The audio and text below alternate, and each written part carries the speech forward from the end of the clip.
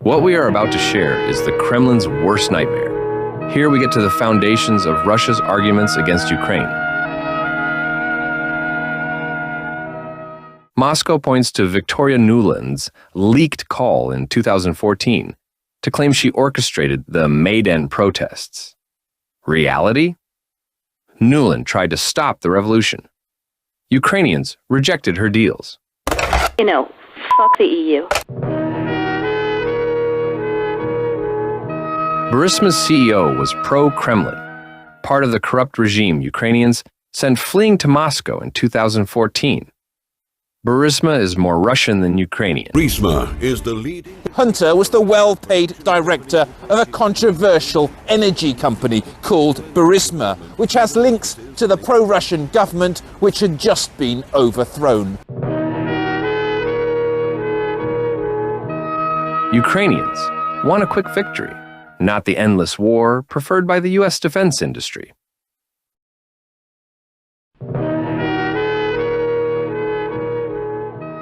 Each time Ukraine crosses Putin's red line, like striking Russian targets, it weakens Russia without escalation.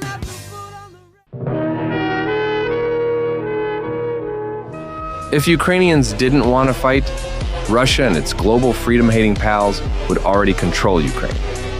Ukraine isn't the problem, it's the answer. Oh, we come to heroes. Just for You're so brave. We probably think this song is about you. In Ukraine's fight against the Kremlin's deep state tyranny, the Ukrainian people face another challenge. American elites with main character syndrome. Russia claims former State Department official Victoria Nuland was the mastermind behind Ukraine's 2014 revolution. The truth? Ukrainians rejected deals crafted by Nuland and others, standing firm until the corrupt regime fled to Moscow. Nuland opposed the revolution. The Vindman twins exposed a private Trump-Zelensky call while serving in the U.S. military. Their undemocratic actions turned Ukraine into a pawn. Just when Trump and Zelensky were on the verge of cooperating. You walked into the party. And Hunter Biden, his Burisma ties boost claims that President Biden aids Ukraine for personal gain. Hunter knows that's absurd. Burisma's pro-Russian CEO was an opponent of Ukraine's revolution of dignity. Unburdened by what has been pardoned, Hunter could say the truth. Burisma isn't Ukrainian. Will he? By refusing to admit that Ukraine's fight has nothing to do with them. These main character wannabes help the Kremlin's besmirch Ukraine. You're so vain. You probably think that is not a coup. That is not something you buy for Obama or Nuland cookies. Bullshit was said, so it's kind of difficult to counter everything. Basically, it was not a coup.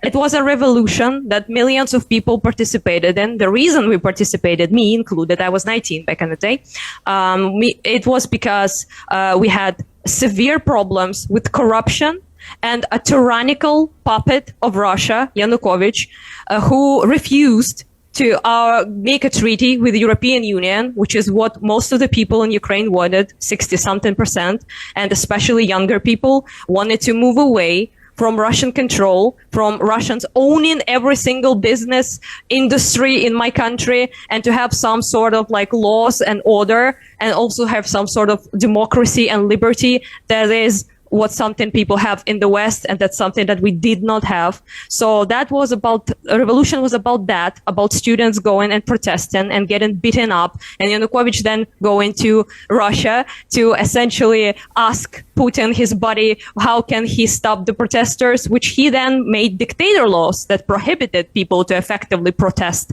at all in this country. So we didn't appreciate that, and we went literally millions of people participated in Maidan. That is not a coup. That is not something you buy for Obama or Nuland cookies. I'm sorry to say, never received a single cookie yet. Nice to meet you, Mike. Nice to meet you, Joe. You're one of those guys that when you talk, like, God, I wish what he's saying isn't true. Good thing it's not true. Let's take a look. The U.S. did effectively January 6th, the Yanukovych government out of power in 2014. I mean, we literally had our Assistant Secretary of State for Europe and Eurasian Affairs, Victoria Nuland, handing out cookies and water bottles to violent street protesters as they surrounded the Parliament building and ran the democratically elected government out of office. If you think handing out cookies can topple a powerful Kremlin-backed machine, you're insane. Fuck you, man. Why does Joe Rogan think that Victoria Nuland orchestrated Ukraine's revolution? Simply because she gave protesters cookies? Let them eat cake. In reality, the Ukrainian people refused Nuland's machinations. In 2014, a leaked phone call revealed that Nuland, State Department official, was discussing a deal that could keep in power Ukraine's Yanukovych government, which tens of thousands of Ukrainians had been protesting for months. Yes, Nuland was working to make a deal with the regime that the Ukrainian people hated. But guess what? The people didn't listen to her or to the EU bureaucrats. And soon Yanukovych fled, and the people won. Nuland could help this situation a lot if she publicly admitted she was not a main character of Ukraine's maiden revolution. But what lifelong bureaucrat wouldn't want to be seen as a powerful orchestrator? The whole world can see that Putin's a fool. He fuckered around and found out the rule. They're not going back to their Soviet chains. No, they'll fight to the death for a sovereign Ukraine. Singing so long, it's been good to know you so long. It's been good to know you well so long. It's been good to know you. It's a mighty big war that's gotta be won. Well, Slava, Slava Ukraine, Slava, Slava Ukraine, well, Slava, Slava Ukraine. It's a mighty big war that's gotta be won. Oh, Slava, Slava Ukraine, Slava, Slava Ukraine, Slava, Slava Ukraine.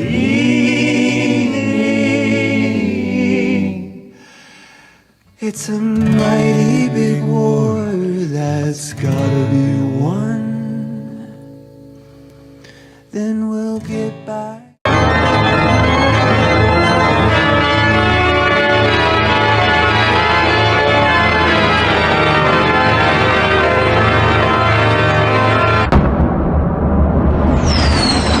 With the world on fire by evil forces, with brave people in the Ukrainian trenches defending Western civilization, the heart of old Europe awoke at Notre-Dame de Paris. Free people dream of higher things, while Putin and the Russians destroy.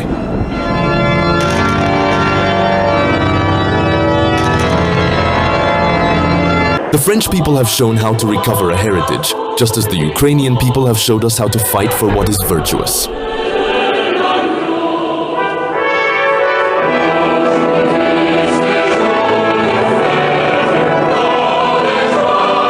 In the trenches, the Ukrainians, whose capital city is dedicated to Saint Michael the Archangel, hold the line for Western civilization.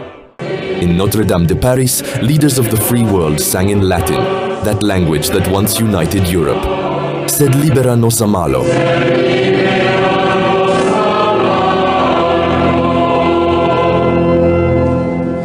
Deliver us from evil.